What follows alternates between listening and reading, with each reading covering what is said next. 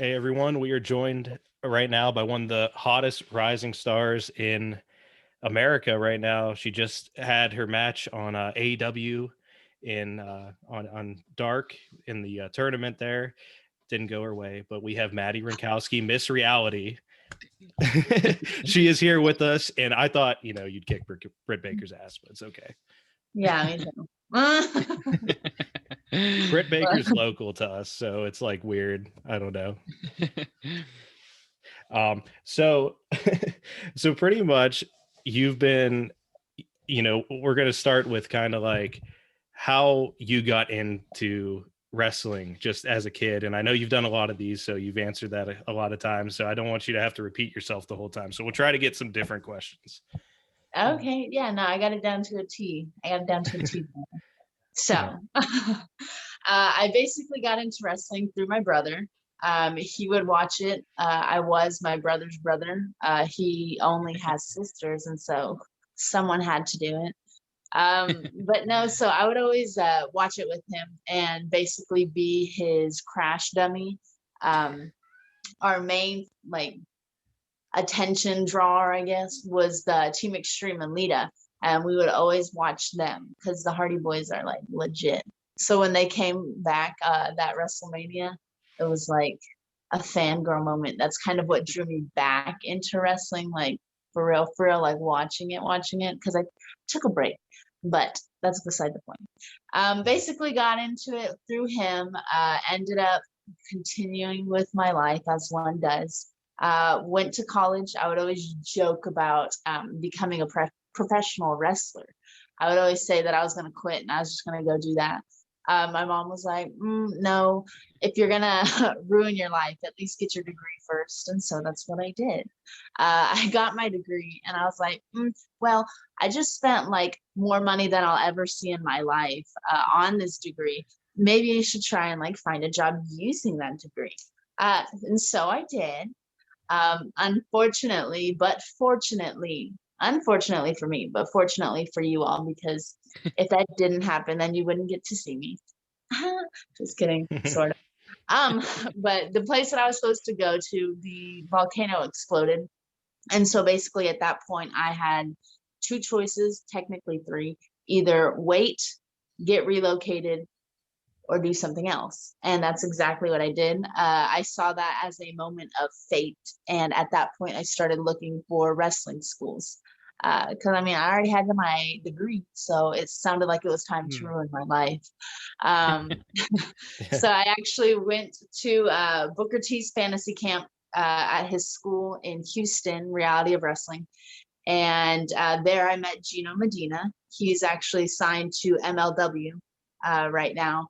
And he's actually the one who invited me to my first like indie wrestling show, which was a BOW show here in San Antonio, where I met Chris Marvel, who is the trainer at Hybrid School of Wrestling here in San Antonio, which is where I actually got my start. And so all thanks to a natural disaster, Gino Medina and Chris Marvel, you have Madi Wrenkowski. So if you hate me or you really like me, you can thank them. Yeah. So you have one of the craziest things I feel like. So you started in 2019. We talked about before we got on here. You've had a natural disaster that changed your career and a pandemic that's changed your career all within 2 years. So that's, I don't know if it's a bad omen or that means good luck's coming soon. Maybe it's me. Maybe I'm the bad one. Oh no, I can't be that. How do we get this girl to just stop? You've made the best out of it though, because I feel like this is a really tough time for for a lot of independent wrestlers, but you've managed to really, your career has taken off for sure, and especially with the AEW. When you joined, was there I know that you're linked with Thunder Rosa a lot, and I was wondering, did she help get you into AEW? Was it something where Tony Khan, you talked with him a little bit, or how exactly did you take that big step? Yeah, so she definitely helped me get to the door. However, it was on my own accord and my own work that I was able to actually walk into the door and stay there. So a lot of people love to talk and say like, oh, well, congratulations on getting help to AEW. Like, thank you. Like, that's not like offensive to me. Like, don't be salty that I chose the path that I chose. Like, I chose to go to Hybrid. Chris Marvel had the connections. He brought in Sho Funaki. He brought in Jazz, Rodney. He knew Thunder Rosa. When I first started at Hybrid, she was training there a little bit, like, because she just moved to the area.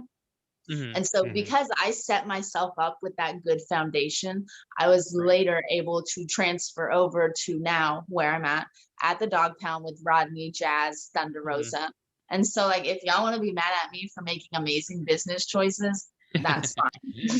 Like, Yeah. Okay. Yeah, that's, I mean, like, obviously you have some really good trainers, you know, that you worked with at the beginning. I kind of like forgot that Jazz had just came back, because when I started watching wrestling, like, she was on her way out for a minute. Like, she was on, my whole thing was, I know you said in some other interviews that you played the video games to get into it, and she was on the first game I played. So that's how I knew who Jazz was originally. Yeah. So, it's and Rodney Mack, I think, was on there too. So, like, I don't know, they're like OGs for me in the business. Yeah. And she is as intimidating as she is on screen in person.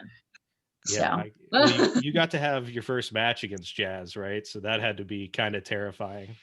100% terrifying. I'm still like not sure what the motive was there at Mission Pro. Like, did they hate me or something? Because that was so intense. First match off the bat, independent scene against Jazz. Like, she's literally a phenom, like she calls herself, and everyone else does. The baddest bitch. Like, and who was I at that point? Scared. That's what I was. I was scared. That's what, I don't know if Tom had watched. We both watched some different matches of yours before I talking. got a chance to watch that one. Yes, and I one of my favorite things was when they started chanting "Jazz is gonna kill you," and you just threw up the hand. You're like, "No, she's not." Well, and what else was I supposed to say? And that's what I talked about. Like, yes, she is. Like, that's what I was thinking. I was like, yes, she is. Jazz would kill me if I stepped in the ring with her too. So I mean, like, you know, I think that she is the most anyone. She's the most intimidating, like one of the most intimidating wrestlers, I think, in the business. So yes, to this day, like, literally, like, I was already training with her at that time, but just like standing across the ring from the phenom Jazz, the baddest bitch, versus like being at training with her, two totally different feelings. One, she's there to help me, but in this instance, she was there to kill me. So, and I felt that. Yeah, it seemed like, and not even just because it was your first match, but just the way like you played into it. Like, you did look like, you know, there was a little bit of fear there in like the facial expressions, because it's your first match, so obviously you're nervous, but also you have like one of the greatest wrestlers of all time coming at you. So that's insane to start with Jazz. Yeah, no, it was 100% fear face. Before I even walked out of the curtain, I was like hyperventilating, and the ref was trying to like calm me down, and I was like, yo, dude, stop, shut up. Like, you're making me even more nervous. I appreciate what you're trying to do, but it has the exact opposite effect. You telling me to breathe is making me not breathe. So, Tom, did you have you, I know you were asking about, because you had saw she was a big fan of Lita, about Matt Hardy, since he is in AEW with you? Yeah, I was gonna ask, did you get a chance to meet him? Because I think that'd be like a really cool chance, like to meet somebody that inspired you not only to get into wrestling, but to get back into it later. Yeah, so I've definitely encountered him. I can't say that I've like had a conversation or anything, just because, especially like in the indies, being at such a low level, when you're like first coming into the business, you always hear like horror stories and like about vets who aren't necessarily approachable. But from my experience with Matt, it has been totally the opposite. Like, just walking backstage when we have to get to like catering or different locations. Like if he sees you, he'll be like, oh, hey, like, how are you doing? How was your day? And he's so nice. Like, but I haven't fangirled him yet. Too scared to do that. Now, when you first encountered Matt Hardy, what version of Matt Hardy was it? Since he has like 8 different things going on in his mind at all times. So I mean, when I first encountered him in person, like on that professional, like business style, it was at AEW, and it was obviously Big Money Matt, as of late. But when I first like obviously watched him, it was always the Team Extreme one was the one that pulled me in. And then I kind of missed the broken Matt Hardy development, but then obviously he came back and they kind of teased it. Right. But for sure, I think his broken Matt Hardy, I like him better as that, but I like Jeff better as like the Team Extreme, if that makes sense. Yeah. Right, for sure. Yeah. So our wrestling podcast is a little bit different. Like everybody else, I feel like covers the stuff that's going on right now. We cover stuff from like Ruthless Aggression back, some new stuff, but we always focus on like the wild storylines or like the weird characters.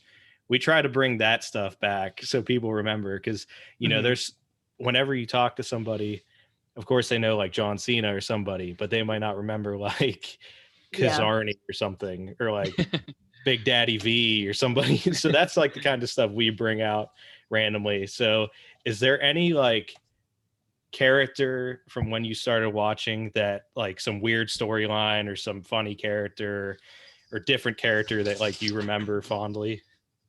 I mean, and it's not that he was like a lower level, just people don't always talk about him. Scotty 2 Hotty was one of my favorites.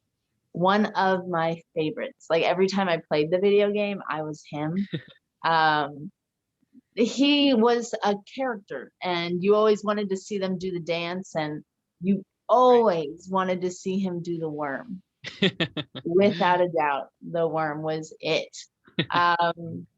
More recently, like I've said a couple times, Enzo Amore, I think he's the one who kind of drew me back. My first ever live wrestling show was actually when NXT came to Texas. My brother bought us tickets to go see them in Austin, and I had never really watched NXT. So that was my first show, first experience. And from the moment their music hit, Enzo Amore and Big Cass, they just captured everyone. They captured my attention. And instantly from the entrance alone, I was a fan. I was sold. Just to have him walk out there and literally start with the whole, my name is Enzo Amore. And literally everyone in that venue was saying it. It was like, what? And like I didn't know, like, again, this was my first experience with him. I didn't know anything that he was going to say, but just the feeling of everyone else knowing and everyone else saying it along, it like gives you chills. Like it's a weird, like, feeling. Yeah, he's one of the dudes that like, even if he was in the WWE for like 15 years, you're always going to remember that entrance and like all of his rap and like what he would say. Cause I still remember like bada bing, bada boom, realest guy in the room. Like, how you doing? It was so great. Yeah. Yes. And Soft. I literally went to Walmart whenever they were partners with Snickers. And I went through every single checkout line to find myself a Snickers that said Soft. And awesome. I still have the wrapper to this day. I wish I could say I still had the Snickers, but I ate it. But I have the wrapper still. That's awesome. That's awesome. Yeah. And then one that actually used to scare the crap out of me. He was a big deal back then, but now you don't always hear too much about him. However, there's a promotion here in Texas called SWE, and they have actually brought him like around. And I keep like every time he's booked on that show, I for some reason or somehow am always booked on a different show, so I've never been able to make it. But I would love to see the Boogeyman in person because he used to scare the crap out of me. That's one. And so like, yeah, every Yeah. time he's on SWE, I always make sure I record it because it's so gross. The worms. And he did a promo for them, and he's like, ugh, I don't know why or how or anything, but he still like scares me to this day. And I am an adult. But if he ever popped up behind me or something, I might cry. Like, I don't know. That was when I first started watching wrestling, we didn't have UPN because SmackDown was still on UPN. Yeah. And I would have to go to my grandparents to watch it. So we would sleep over on Friday nights and watch it. And the Boogeyman debuted, and I just remember my granddad being like, "What the hell is this?" Like, I thought this was like, he thought it was like UFC or something. I was like, I was like, "Nah, man, this guy eats worms." Like, and that's scary. Because like everyone's like, "Oh, it's fake." Like, no, those worms are real, and he puts them in his mouth. Like, that's scary enough. Yeah, I remember we had SmackDown and ECW back in like 07 came to where we live, and the Boogeyman appeared actually, and they zoomed in on the worms, I think on the canvas, and you could just see him moving, and I'm like, oh my God, that's real. Like, I was hoping like, okay, maybe they found some other way, but I'm like, oh no, he just goes in and oh Lord. and not to be disgusting, but I don't know if Maddie, if you were watching at this time, do you remember when he ate the thing off Jillian Hall's face?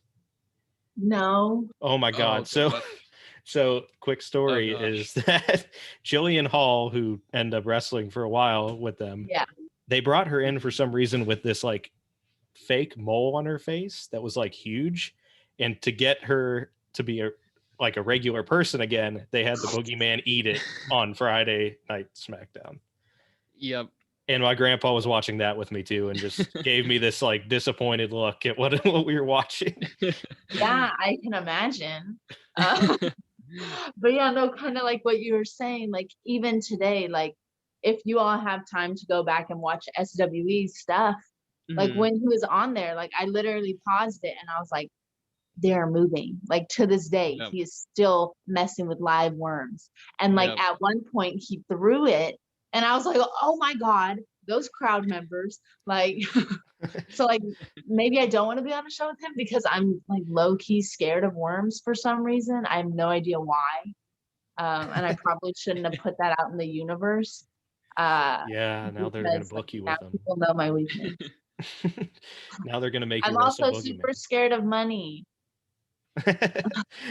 Me too, if anybody.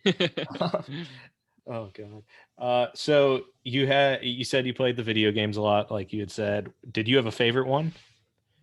A favorite video game? Wrestling video game or just any video game? Oh, well, for the most part, we usually only had like wrestling games. But aside from that, we would play like James Bond, because there were a couple of us, like my siblings. My dad was super competitive and stuff like that. So I think like whenever we would play like PlayStation and we would do James Bond, it would always be like him versus all three of us. And like somehow he would still end up winning, which was super frustrating. But then like later in life when like the Wii came out, like that was my stuff. I love playing Wii Sports and like Mario Kart, and like Just Dance. And that was like my favorite thing because people would always be like, when you're like doing Mario Kart, all you have to do is turn it. And meanwhile, I'm like turning my whole body. I was like, no. And like, you just need to remove the remote. And I'm like, no, we are driving. Yeah. But I think that was like, the Wii was probably one of my last consoles really. I know a lot of people have a Switch. I feel old. Same. What are the kids playing nowadays? No, it's like my siblings, they both have Switches, and they're like, oh, like let's play this game. And I was like, how do you even hold this? Like, and there's 2 pieces to it. Do you need both of them? And like, I don't understand how they work. And I see a lot of cool things, like games, like there's one that piques my interest, but I have no idea where you play it or how you play it or what medium it's even on. It's called something about Among Us or something like that. Oh, yeah, that's an app. Okay. Yeah. Yeah. It is? Yeah. I've never played it, but it's very popular. It looks fun. It's like a mystery type game, and you have to figure out who. See, that looks fun. I would do that. I just don't know how. And then I see all these things about Twitch. I'm like, what's a Twitch? So I'm like a 20-something-year-old with a 80-year-old mindset and an 80-year-old back. I'm like, what's a Twitch? Oh, for real. Yeah. Mario Kart's nice because at least like I feel like a lot of people can just play that, but my girlfriend and I have gotten into arguments over it because she'll either hit me with the little like turtle thing right before I'm about to get first and win, or I'll hit her. It's just like maybe we shouldn't play it because yeah, no, I definitely can say that I have experienced the same competitive edge. It definitely happens when you have a family like mine, very competitive.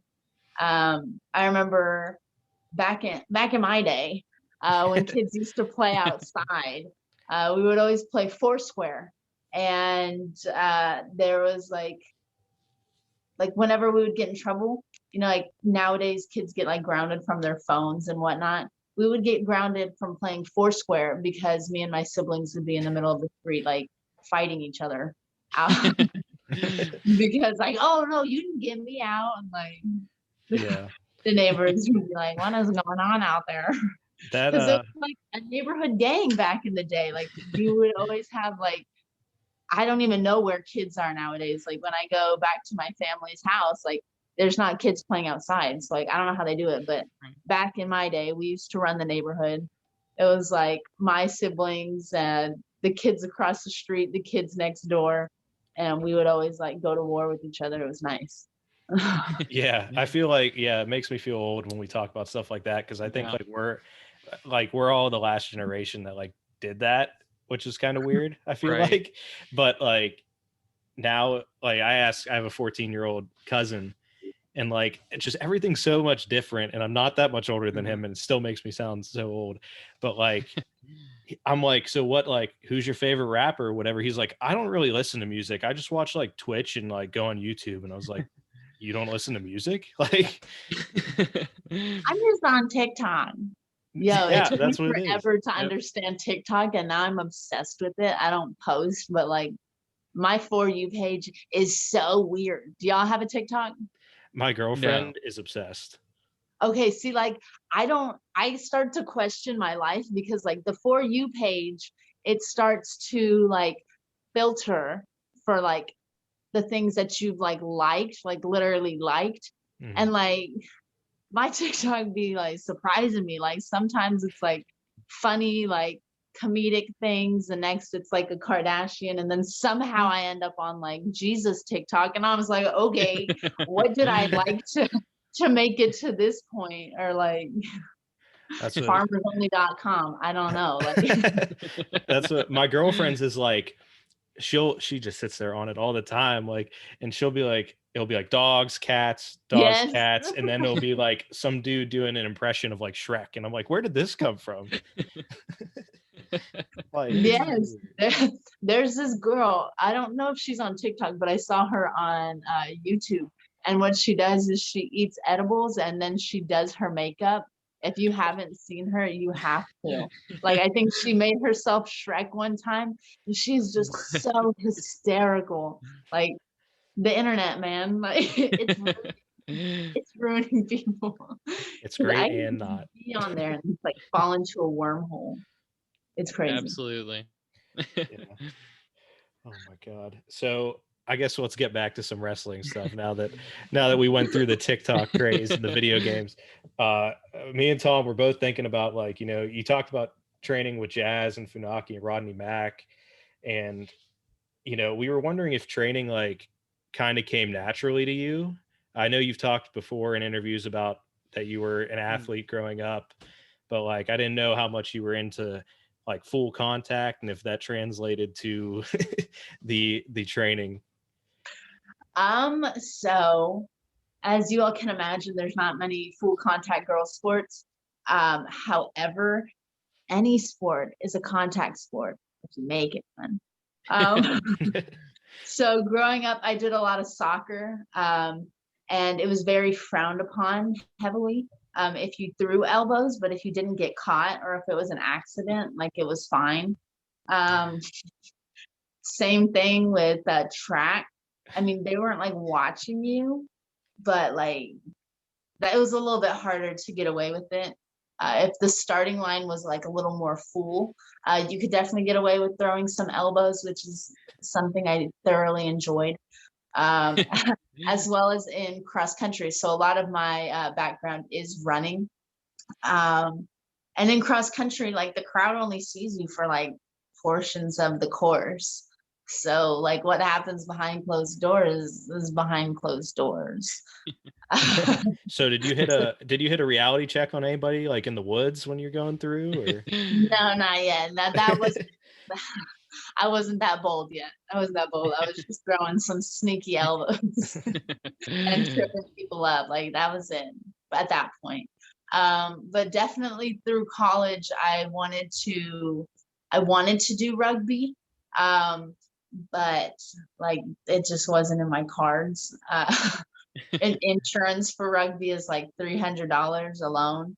And I wasn't about that at the time because like I was a broke college student. Now I'm just broke. So it's reality. The reality of living in the age that we do now. So yeah. I'm all for the free college stuff. That'd be nice. I got about $20,000 that I don't want to pay back. Who you telling? Thank you, COVID-19. I know, right? That came in September. Yeah, that was nice having that. That was the only good thing that came.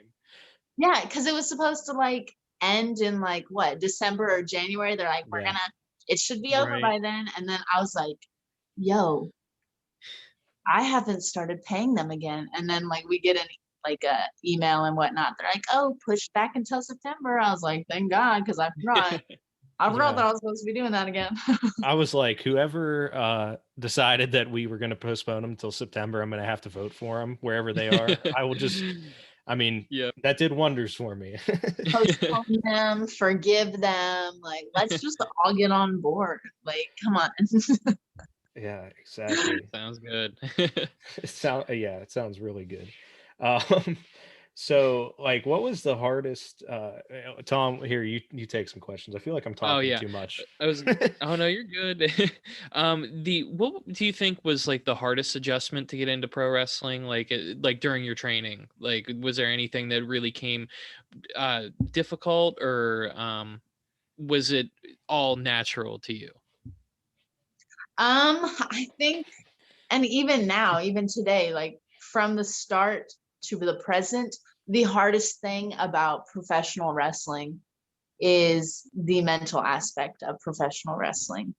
Whether it is walking into a school full of people, you have no idea who they are, they have no idea who you are, to walking into the AEW women's locker room as talent enhancement. Like it is a mind block to like, one, just walking in there is scary. And then you put social media into play, or you put having a bad match into play, losing, whatnot. Like it all affects you very heavily mentally. And I think one thing that I think we should also thank COVID-19 for, besides like the student loan like things, they have actually really I feel like opened the door this time, like this year in itself has opened the door to talk about mental health.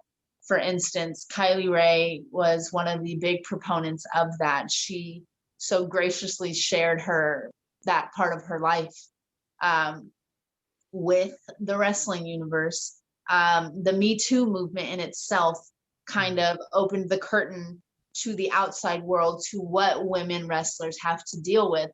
And all of that stuff that these women are dealing with, it is mentally taking a toll. Like, you want to be here and you want to wrestle and this is your dream. But this is all the side shit that you have to deal with just because you're a woman. So I think the pandemic has definitely not only helped women's wrestling, but kind of given the outside world a look to see that, like, yeah, you can get hurt, you can lose a match, you can break your foot, you can break your leg, whatever. But the mental aspect is always going to have a harder toll. And one, I think it's good for people to acknowledge that, like, as a wrestler, like, yeah, this is hard. It's going to be tough. But two, I feel like wrestling fans need to, like, take a seat and, like, chill out with that keyboard warrior stuff, because there are people on the other side of that. Like, I get you want to talk stuff and, like, you want to say your opinion, but like, make sure if you ever see me in person that you're going to say that to my face, because I know you won't. And that's the thing that kind of makes me mad a little bit about social media. But whoosah. But yeah, definitely it's the mental aspect. That's the hardest part. And that's the hardest adjustment, from going to minding your own business, living your own life, doing your own thing, to having videos of you on the internet once someone types your name in, and having in those videos comments on you, your body, your wrestling, your life in general. Like, dealing with all of that is the hardest part. Yeah, that's the worst thing about the internet. Trolls are just like everywhere. Yes, and my favorite thing is these people are literally saying, like, all of these, like, even there was one match I think I had, and, like, I don't read comments anymore. But it was like, I was very new at this point and I didn't realize, like, how toxic comments could be. And they are like, oh, Maddie's so green. I'm like, well, no shit. It's my first month. Like, of course I'm not ready to kick someone's butt. Like, I'm getting my toes in the water. And now I feel like it's a different story, but people still want to talk. And it's like, they don't, one, no one has ever said that to me, like, personally. Two, Alexa Bliss lover 358 whatever with a picture of, like, Billy Kay. Like, use your own picture, use your own name, and then talk. Like, right. Yeah, so exactly. It's always fun. It's always fun seeing that. Social media is like high school forever. I feel like you're just stuck in that drama cycle for, like, the rest of your life on social media. Yeah, it's like the best thing and the worst thing. Like, I love social media. I love seeing what everyone's up to. I love talking crap to people, humbling people on Twitter. But at the same time, people like Alexa Bliss lover 835 whatever, like, try and talk like you can't even, like, use your real identity, and I'm supposed to be offended by that. Oh man. I think you use social media really well to help further, like, your brand as well. Like, I think you do a really nice job of, and I like seeing you could interact with people. I saw some Kardashian gifs on there. Like, I was like, okay, I could see it. And, like, I could see this being, Miss Reality. And I wanted to ask too, like, who is Miss Reality to you? It's me. I believe truly that I am Miss Reality, and the way that kind of came about is that, one, it's like a double-sided. One, I do love reality television, but the thing that I love about reality television is that these people, one, they put, like, themselves out there like you didn't really see on TV. It was like, obviously I love Keeping Up with Kardashians. I am literally the unofficial fourth Kardashian sister. But there's one called The Bad Girls Club, and I loved that show because these girls, they came from all different backgrounds, all different shapes, sizes, whatnot, but they always said what they meant and took the consequences as is. So like if there was one girl and she was running her mouth and this other girl was like, okay, like be about it then. And then they like would fight each other. And sometimes the girl would get shut up, but at least in my opinion, at least she said what she meant. Like, I don't like when people are fake. And so I think that's kind of resonated with me, and that's who I am. I'm going to say what I have to say. If you have an issue with it, then like say something. Don't pretend to be my friend, because at the end of the day, if I have an issue with you, I'm going to tell you. If you don't like that, you can say something back. If you don't want to say anything back, then that's also fine. And if it ends up me getting humbled, then maybe that's what I needed. But I'm still going to say what I have to say. It's awesome. So I mean, it's like, I mean, you're just you. It's kind of nice because there's a lot of people that have like this. It's hard because sometimes people develop these characters that they think they should be, but if you're just you to a degree, I feel like a lot of people resonate with that. Yeah, and I feel like, again, and I know I've said this before, but this business, like, we as women are uplifting each other and we are making women's wrestling relevant. But at the same time, this is a competition and I want that spot at the top. So yeah, I'm supporting you, like, you go girl, but also get out of my way. This is my spot. And so I feel like that's one thing that's also very fake about this business. Everyone's like besties and whatnot. And like, yeah, it's good to have a good support system, but again, keep it at what it is. Like, keep it 100. It's still a sport. It's still competition. I mean, yes, somebody's going to be gunning for you if you're at the top. I mean, so just real quick, back to reality television. So I take it your favorites, Keeping Up with the Kardashians. yes. But then I heard you didn't have a TV. So how do you watch, like, you watch on your phone? Do you watch a bunch of reality TV, or is it just like Keeping Up with the Kardashians? So typically after, I think, like the 7th season of the Bad Girls Club, I kind of just fell off. I don't know if they ended up doing more. But thanks to the lovely American holiday known as Black Friday and Cyber Monday, I actually got myself a TV this year as kind of a treat yourself type of thing. I was like, girl, you're doing good. Get some TV. So I got myself one of those ones with like Roku. So yes. Cable, like I don't even need that anymore, especially since Keeping Up with the Kardashians on the E Network is like ending. Like, I think they're doing the last season on the E Network this year, and everyone's like tagging me in. They're like, oh, like, poor you type stuff. I was like, first off, know all your information before you try and like come for me like that, because yeah, they're leaving the E Network, but they're bringing their show over to Hulu. So try again. Oh, I didn't know because I got that subscription too. Oh man.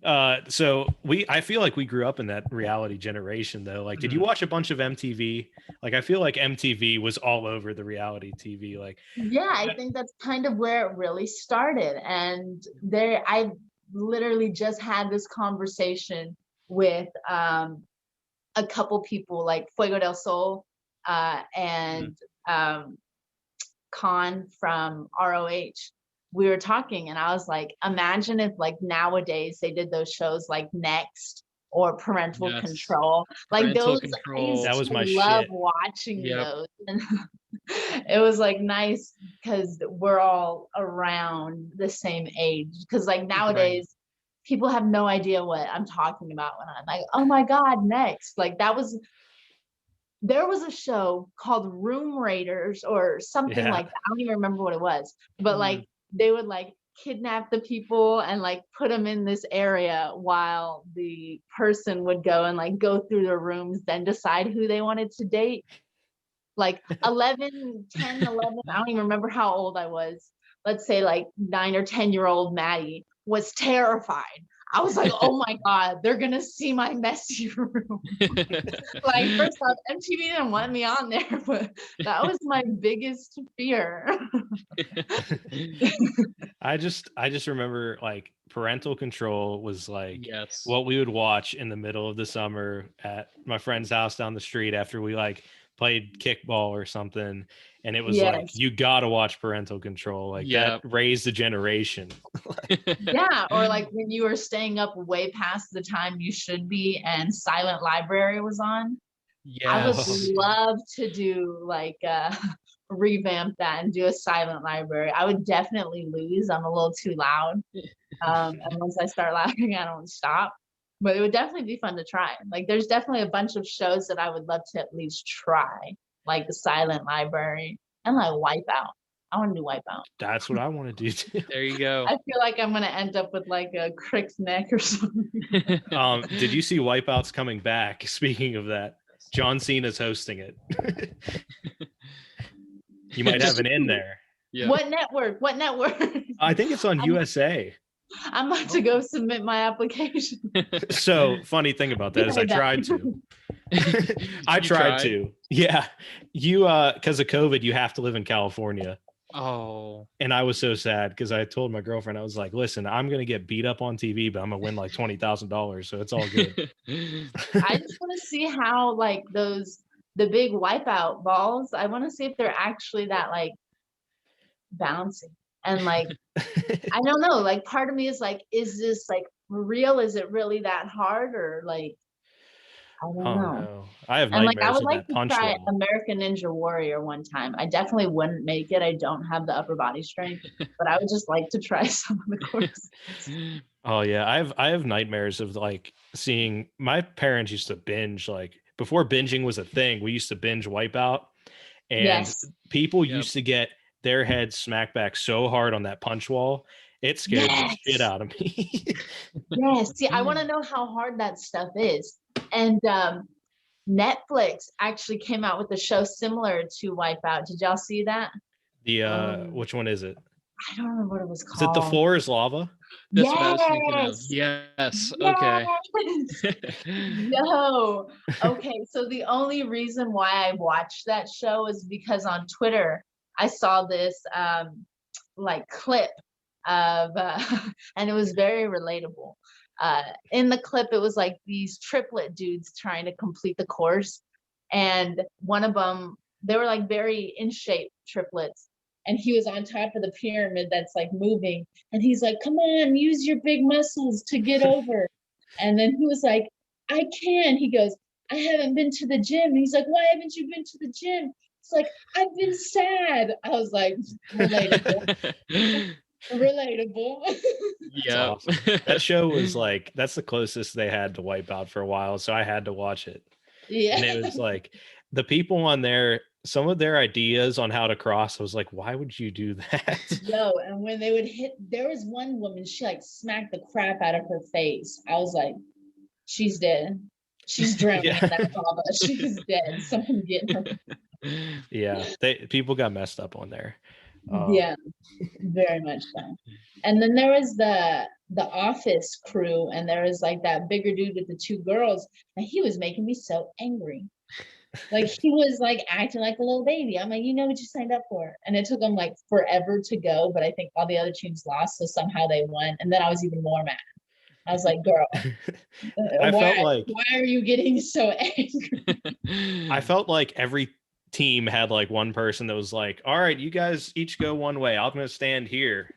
Like, let me see how you guys mess yourselves up before I get out there.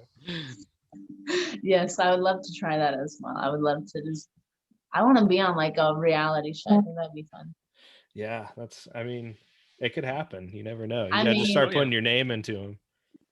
TLC, they do like, I've definitely been in the casting call like section on different networks.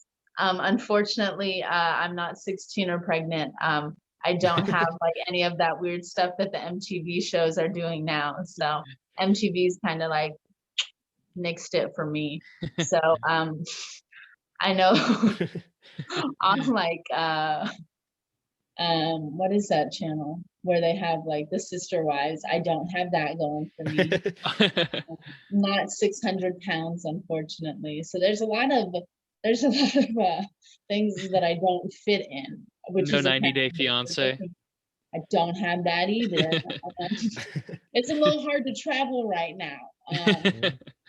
So maybe that's what I need to do. 90 days the other way. I'll go somewhere else and be like, let's get married. They'll be like, why? I'm like, for the TV show. There you go. You can play the TV show and yeah, and like The Bachelor and like Are You the One and all those scare me.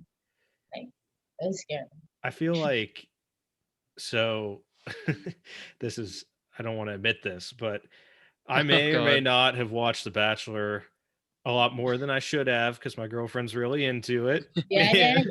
And you know, I mean, I don't know. I don't agree with their decisions sometimes.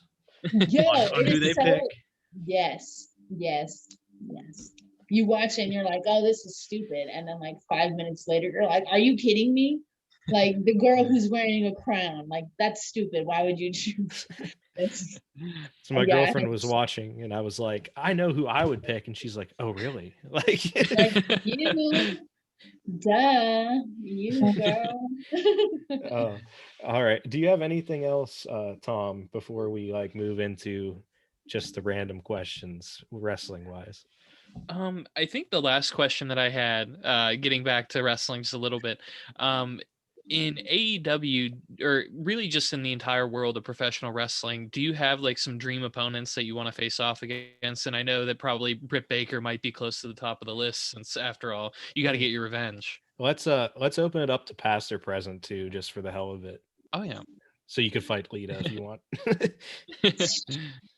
I don't think I would fight Lita. Honestly, I mean, I had mad respect for her growing up, but I don't think she's one that I would put on my list. For sure, I would like to get my butt kicked by Rhea Ripley. I say that all the time. I don't know why. I just think it'd be fun. And then another one that's kind of similar to that would be maybe like China. Because I feel like these girls are huge powerhouses, which I'm not saying is like the opposite of me, because like, but but it would just make me, it would just make me like go to the drawing board and think of different, and make me be creative, different ways to take them out, because you can't go into the ring expecting to do the same thing and having the same game plan.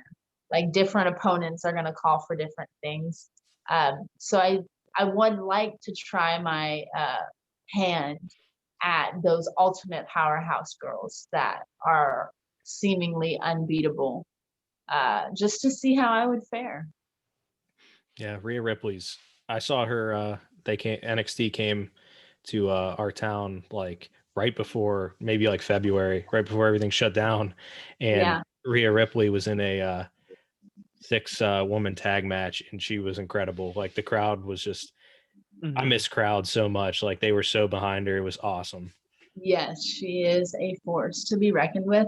And I really love the fact that you see a night and day difference between her Mae Young Classic debut and who she is now. You can tell that she is 1,000% more comfortable and confident and secure in who she is. And that's something that I aspire to be. Not necessarily like the mosh pit thing, but just that secure or seemingly secure in myself. So that's definitely someone that I would love to challenge and kind of learn from in that match. Awesome. The last thing I was thinking of, I think you said something about, were you at the Royal Rumble before the crowd was did you work at the Royal Rumble as were you in No Way Jose? Yes, I was. What? So we got to do their little Texas tour in January, and it's crazy to think that it's been over a year now. But we started off in Dallas on Friday at SmackDown. Saturday and Sunday we were in Houston. And Saturday I was actually used for security in the Dakota Kai Tegan Knox pull apart, which was incredible. Also really scary because those girls are tiny, but they're literally so strong. Like I was scared. I was scared. And then we were obviously at the Royal Rumble the next day, and that was surreal. Getting to be there when Edge came back, and just the crowd again just gives you goosebumps. Just the roar of them was deafening. Like it is a surreal experience. And then, of course, in San Antonio on Monday Night Raw, I got to be in the No Way Jose conga line. And that was probably one of the most fun things I've done in my career. That's awesome. How, just because like you haven't really got to wrestle in front of a big crowd because of the pandemic, but like the fact that like Edge came back after 10 years, did it sound like it was at the loudest crowd you've ever heard in your life? Yes. Yeah, because it was was it at the Toyota Stadium? I don't remember where it was. It was the stadium for sure. It was one of Houston's biggest stadiums, because I remember the one before was smaller, the NXT one. And then I remember we went to this, and before like anything even really started, we were able to go ringside. It was in a baseball stadium.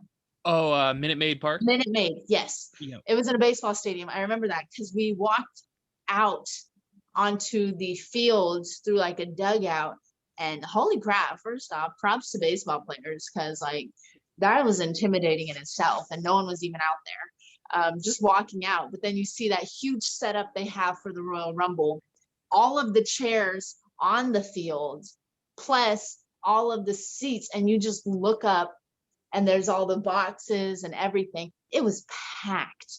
It was packed once the time like the event started. But even looking at it empty, it's surreal to think that there was going to be a butt in every one of those seats. And there was. And so like, it is crazy. Like looking up, we were able to be up top while the actual Royal Rumble was going on. And everything looked so small. Like we were so high that like everything was like, the people looked like little ants. And I was like, yo, this is in person. Like, and so once you heard them all at once, just freaking out, it was like a sea of roars. I don't even know how to explain it, but it literally gave you like chills. Like it was crazy. And then that Monday after Edge made that speech, he did that promo, and people were like crying, and I was like, oh my God, this is wrestling. Yep. Yeah, wrestling's insane. I've had one experience that is like maybe as loud as the Edge thing was, his return.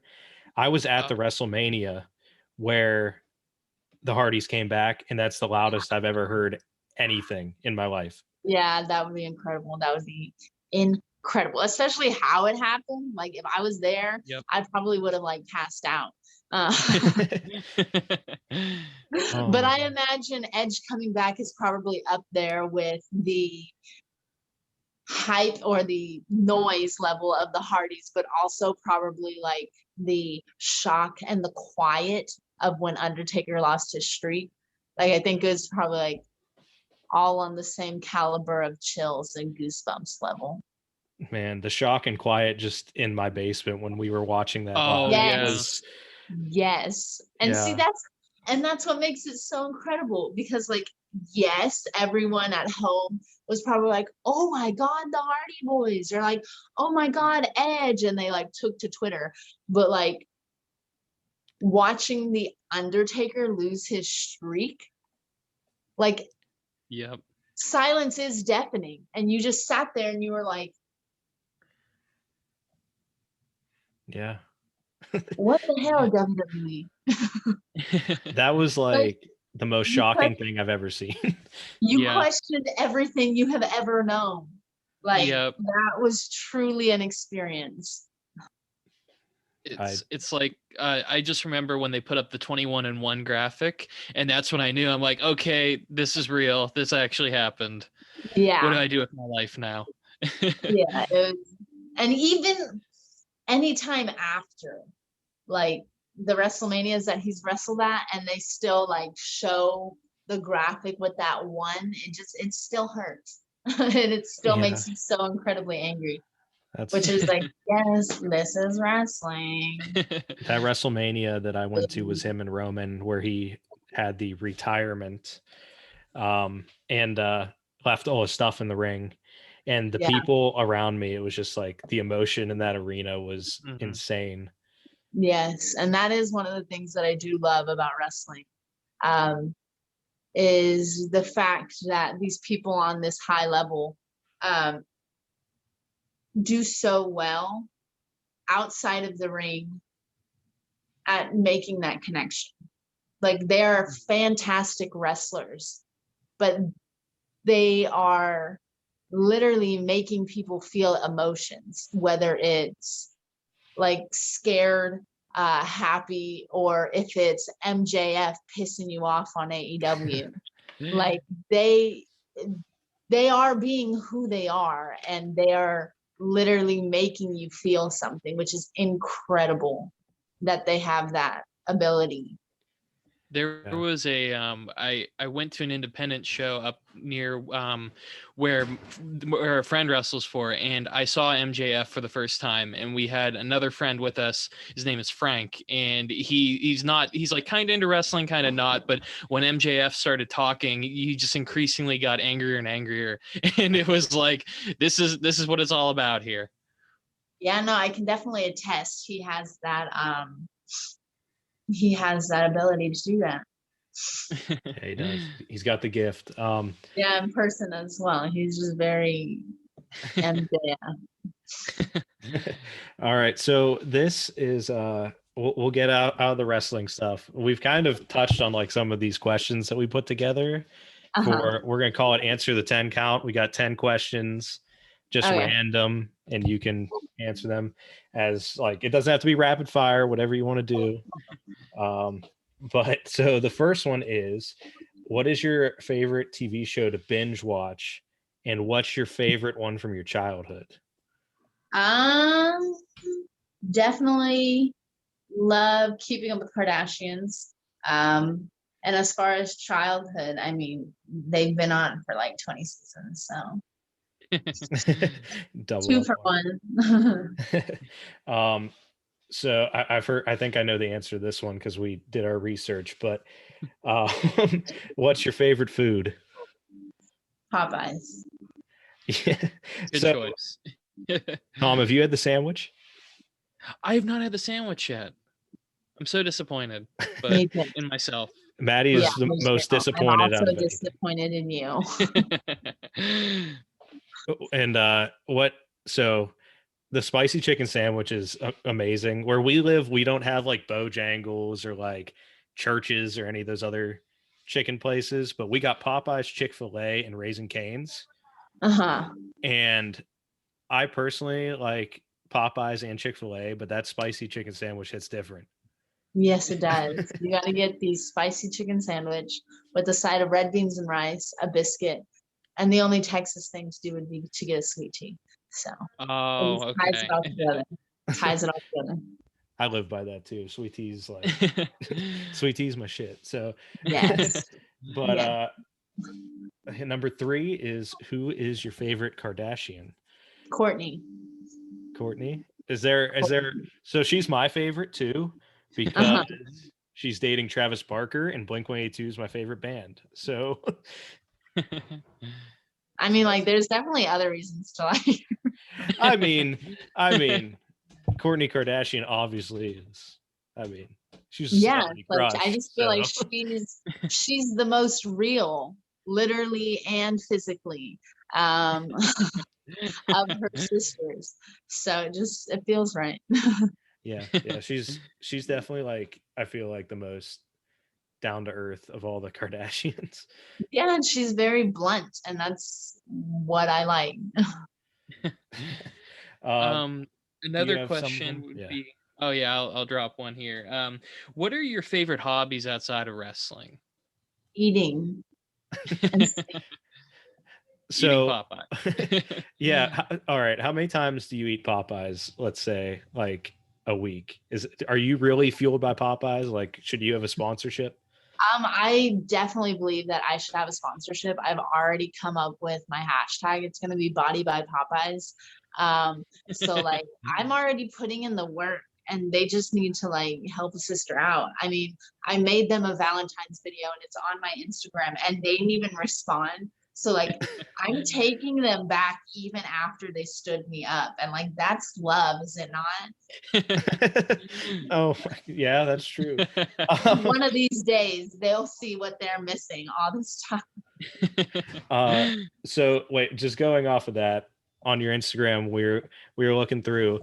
We saw a post from Christmas like 2 years ago, and it just made us like bigger fans of you because you had on a Harambe sweater, and we love Harambe. Yes. So we were just really happy to see that. I'm glad that you have that. Yes, he is and was the man.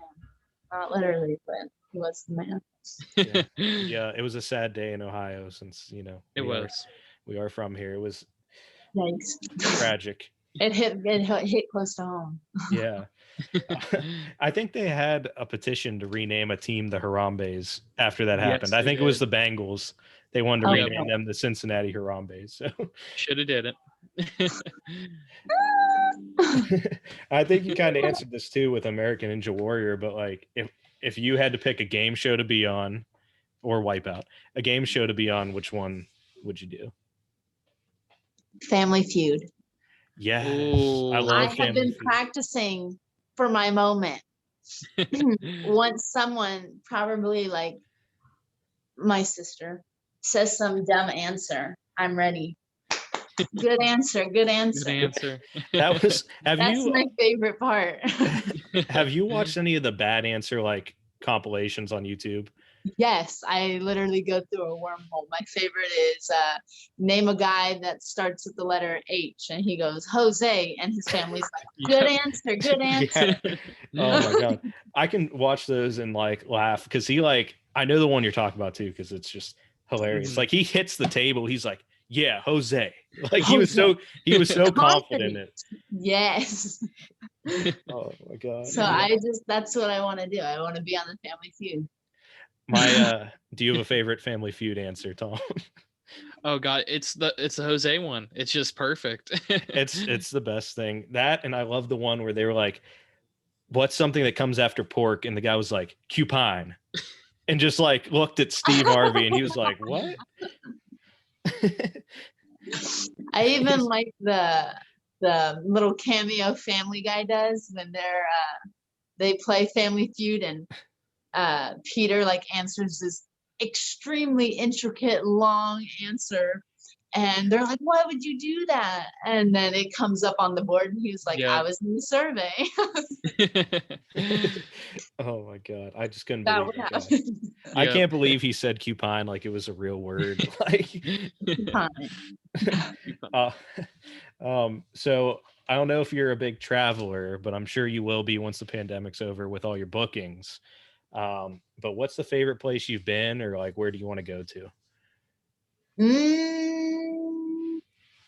Favorite place that I've been thus far, like recreational wise, Costa Rica. Favorite like event that I've traveled for is the hot dog eating contest in New York. And I want to go to New Zealand. Oh yeah, that would be cool. That'd be awesome. The hot dog eating contest. That I don't know if I've ever heard somebody say they've actually been to one. Yo, Joey Chestnut is literally America's hero. Like, don't even get me started. Yes. Like, on the 4th of July, my Twitter, I was like going on. I was like, yes, American hero Joey Chestnut wins again. But it's incredible to watch. Like Like I literally went to New York and we were there and we were like pushing through the crowds and the whole street is like shut down and they have these huge TVs in the street so you can watch it. Like it was incredible. And then of course after we watched these grown men and women guzzle hot dogs down their throat, of course we had to go stand in line at Nathan's to get ourselves a hot dog. Of course. It only made sense. Like it's a thing.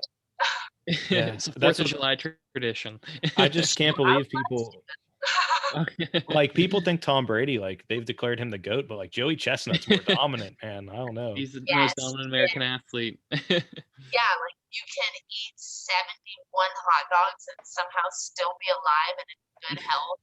Like, hello, this man is a god. Someone test him. Oh man. Oh gosh. You got this next one? Yeah, I was gonna ask, do you have any pets? And if so, also dogs or cats, which one do you prefer? I definitely prefer dogs. I have a cat though. And her name is Kat with a K. She is also a Kardashian. I love it. That's great. All right, number 8. Do you have any hidden talents that we don't know, like that you haven't showed in the ring yet? I guess maybe. Yes, I can fall asleep pretty much anywhere. It's a gift and a curse, especially on a drive. Yeah, that wouldn't be good. No. Yeah, I've done that. I've fallen asleep some places where I shouldn't, and it's not good. Namely like, the place that pays me. Yeah. I mastered it though, like the whole like looking down and like keeping your head propped up somehow and falling asleep. So it's pretty good. And I think one of the times when we were traveling to AEW, we had like a little bit before our flight was boarding, and I just like literally within a span of maybe 2 minutes or so, I was knocked out. And all of a sudden I woke up to a photo in the group chat that Bert Nixon had taken of me knocked out in like on the seats of the airport. It was great. There. It's great now. 10 out of 10 would do it again. Oh man. So here, Tom, go ahead. You take this next one. Oh yeah. What's your favorite band or musical artist? Bruno Mars. I love Bruno Mars. Love Bruno Mars. And he's actually dropping a new album soon. I got the email. And plug, the first single is released this Friday. Oh my god. I see keep on the lookout for it. Yeah, it's dropping some fire. Always does. He always does. I don't know, man. As long as you didn't say Pitbull, that was the only answer I couldn't hear. Are you a fan of Pitbull? He's very entertaining. I wouldn't like go out of my way to listen to him, but if I got a ticket to his concert, like I'll go. It's free. I don't know. Just something about Pitbull's music, like I don't know. It just doesn't do it for me. My girlfriend loves Pitbull. She wants to go to a concert so bad, and I was like, "Listen, we got to come to some compromise. We could go to Flow Rida or something." I don't know. I'll go with her. Tell her, let's go. You can buy it. Her and I will go. I guess I owe her one. She's been to more Blink-182 concerts than we've been to her concert, so I owe her one. All right. Last one here. If you can give anyone in the world the reality check, who would you give it to? Britt Baker. Good answer. Good answer. Yep. I was waiting for Scott Disick since you like Courtney, but I like Scott. He's just gone astray. She outgrew him, unfortunately. But for him, unfortunately for him, not for her. But yeah. They were very entertaining, and him and Rob were so entertaining at the beginning. So entertaining. Oh man. All right. Well, this was awesome. I'm glad that we got to yeah. have you on. This was like AEW superstar right here. Gonna be all over. Once we get a crowd back, everybody's gonna be chanting Miss Reality and stuff when you come out. It's gonna be great. That might be a little hard to chant. We can stick with Maddie, but that's yeah. That's, you got to have a chantable nickname or name. You have to, you know. Oh yeah. But yeah, this was awesome. Tom, do you have any other questions? Oh, I was just gonna say, if you have any matches coming up or anything that you want to plug, like go right ahead, because like I said, we've really enjoyed having you on. Yeah, shop, social media, anything. Oh yeah. Follow me on Twitter, Instagram, Facebook, all under Madi_Wrenkowski. That's MADI_WRENKOWSKI. If you can spell it, you can find it. And it also has the link in the bio of all of those to my merchandise website. Awesome. And if any promoters end up seeing this, you can always hit her up for bookings, right? Taking it. Yeah. Emails there. My inboxes are open. I would love to go up north, show the North what reality is all about. We're gonna have to hit up AIW and tag him in this or Yes. something. Get her up in Ohio. Reach out to your local promoter. Oh man. All right. Well, this was awesome. Thank you. I'm hoping one day when you're AEW Women's Champion, we could have you back on. Okay, let's not get too far ahead of ourselves. Oh no. We just hope, the best for you, success. You're real, you were fun to talk to. And it's awesome to see, young people succeeding and getting into AEW and everything. So it's great. Well, thank you. It was fun. Yeah, and I'm glad we got to talk about reality television too, because Yes. I thought we were the only ones that remembered parental control. Yes. I told you guys, I talk a lot. I warned you all before we started. Oh, it's all good. It was awesome. So yes, follow Maddie, follow us, please. And thank you guys for listening. And this was great. We hope the best for you. Thank you. All right, we'll see you.